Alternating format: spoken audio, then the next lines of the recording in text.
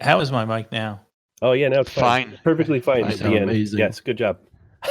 Yeah, thanks. I like to come in at the end. Do you have Yeah, a question? So what Jabbers, was it as you were expecting it? Because No. we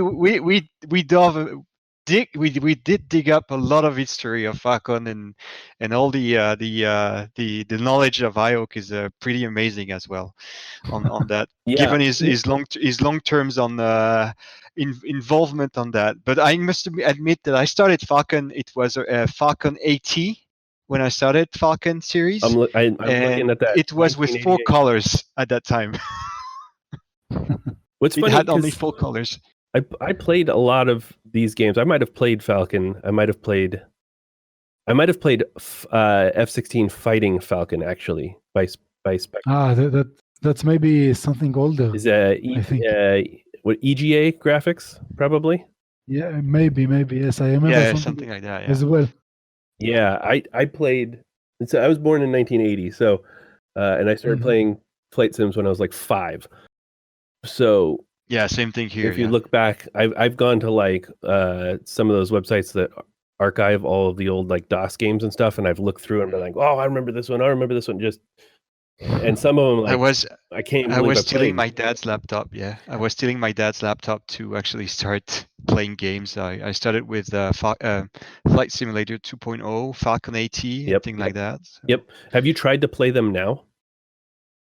Go install DOSBox. Go install DOSBox and take one of those games and install it, because some of these you can find for free on Abandonware. Yeah, I agree. And I should probably try. Yeah, but it brings back so many memories. I would say, and the one that I was expecting that came, I think, just a year or two before Falcon 4.0 was the Eurofighter 2000. This one was also state of the art when it launched, actually, where you had to fiddle with the TGPs and you had some mission planning and some stuff like that. And it was the spirit around that was so amazing that I mean, I remember that like it was yesterday, and it got me thrilled for anything with air sim combats. Yeah, yes.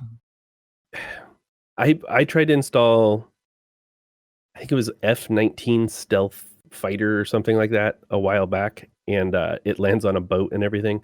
And I remember playing that one about a year and a half ago just to try it again, and I got so frustrated by how it moves at like 7 frames per second, and that's like its highest speed. And then on top of that, like, everything's so gamey. But back then I don't remember it being so gamey, but I didn't know any different.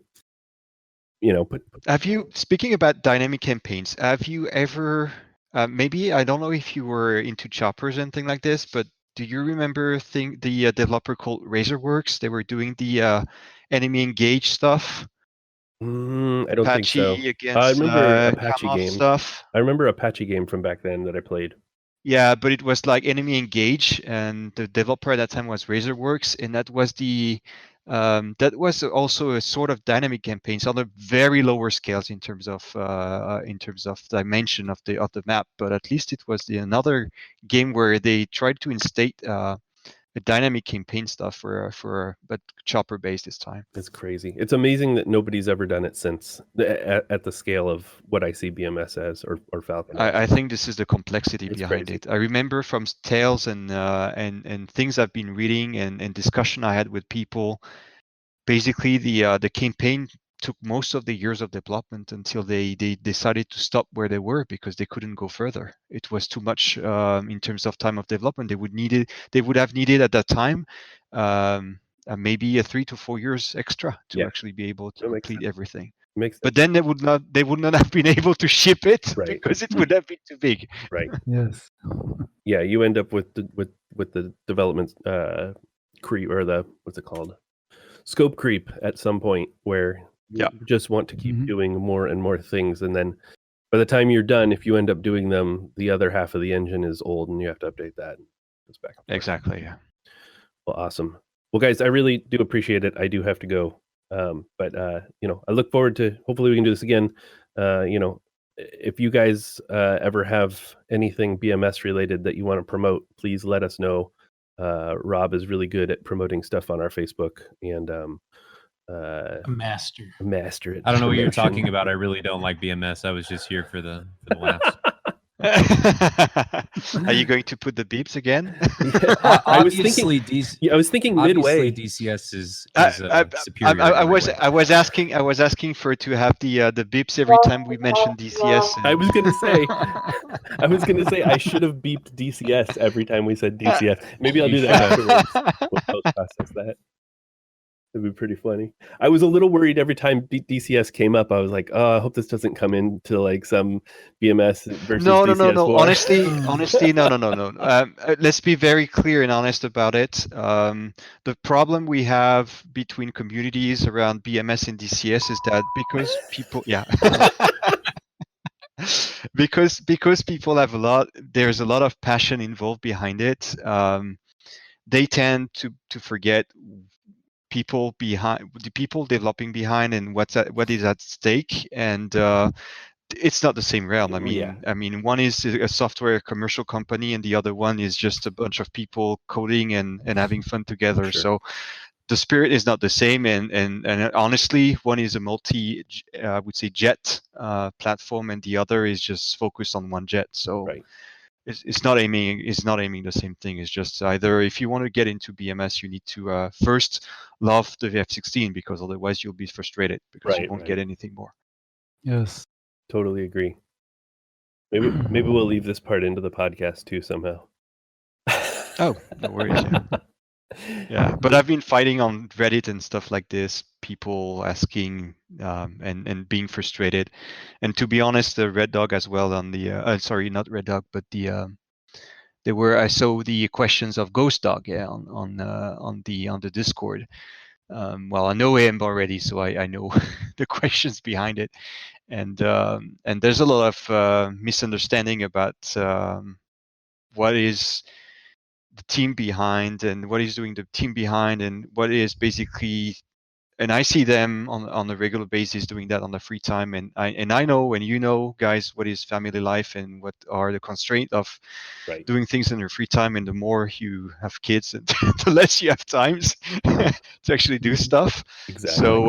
So I mean, in the end, I'm just grateful that they still find time to make that happen, and it will take time to get to the next level, but it's for the best of every. I would say it's for the best, and hopefully, I mean, I'm still very excited about the future and the next major release of Falcon BMS. So I would say they usually never stop surprising us. Yeah, I would say like even coming from when I first started, which was 4.3.2, I believe, and then 4.3. I played a little bit and I didn't really get into it, and then 4.3.4 came out, and there were some just certain little things that made it so much easier to deal with. Like as example, it's minor, but the two things that I think made me start thinking about actually getting into BMS was being able to interrogate a target instead of having to ask declare every time, because that, like, keeping track of that stuff drove me nuts. And then just the comms ladder, like, that seems so simple to me. Like, the ATC stuff. Yeah, that's something you could have done on your own, but it didn't occur to me to do until that came out. So that was really cool. I don't even think there's a single sim, and in counting in the civil sims, that have I would say an ATC system as developed as this one. And I've tested a lot of those. Yeah, totally agree. We'll see what DCS comes out with. Not to compare, but theirs is supposedly tied into all the carrier stuff they're doing. So we'll see if they can at least get it close. Well, at least this is what I tend to say, is that BMS is the outsider that I actually will tickle Eagle Dynamics to see what a bunch of guys in their rooms can achieve, where they have paid developers, and what they should be actually raising the bar higher than I would say community people or community driven projects are doing. Yep. Let me say that on that specifically, stuff like the ATC, for example, again, it's not my work. I didn't touch almost nothing related to gameplay or avionics in the last couple of years, but this is the kind of things which show, passion and just a guy that want to make it. Okay, I will make it. Doesn't matter what, doesn't matter how. A guy saying I will make it, so he makes it, and then there are problems that are created because of that, and he started fixing this, fixing that, and even until now is chasing some issues. But this is the mind. I mean, you got to get it. You get to want it for it to happen. Okay, and I think we have a lot of surprises. Some stuff. Well, I think I which can will get respect that. people. Like even as a developer, like it's so much easier and so much more fun, even to fix bugs when you're working on something that you want to work on. For my job, I am in a lucky enough position that I get to work on a lot of the fun stuff, so to speak, and less of the maintenance stuff. So I get a lot of new projects. I get a lot of research projects and proof of concept projects. So my job doing what I do is fun because I get to work on things that are fun and interesting to me. But if I worked at a job, and I have worked at a job in the past, where you're working maintenance mode, which is just fixing bugs on somebody else's app that you don't really care about, you don't try as I hard. agree. You don't get as much done. You're slower. It's just not as much fun. So I respect that from that aspect. That BMS, you guys kind of do what you want, and it probably pays off more because you have passion to do to not only start but to finish and to make sure it's right. So and to test it and all the other things that are around it. Yeah, and one question that was not actually answered was the how did the launch of the F-16 on DCS impacted BMS? I didn't want to ask that. And this one I will be straight to the point, saying that thank you, Eagle Dynamics. Well, seriously, all the questions. So there's like 5 questions that aren't answered. If you guys want to answer those directly and just mention the person in the channel. In the BMS question, to be honest, like half of the people interacting or at least asking questions are people that already have access to the Falcon Launch that I already know. Okay. So if they have questions, they can actually go to the Discord and ask them. That's totally fine. I'm not going to sweat. I wasn't planning on. There's even questions I left out of here that I just thought were irrelevant. So. Yeah. So yeah. But yeah, awesome guys. I really got to split. And I really do appreciate it, and we'll definitely have to do this again because I had a lot of fun, learned a lot. So, yeah, as well. Thank you. All right. Thanks. Thank you, guys. Bye.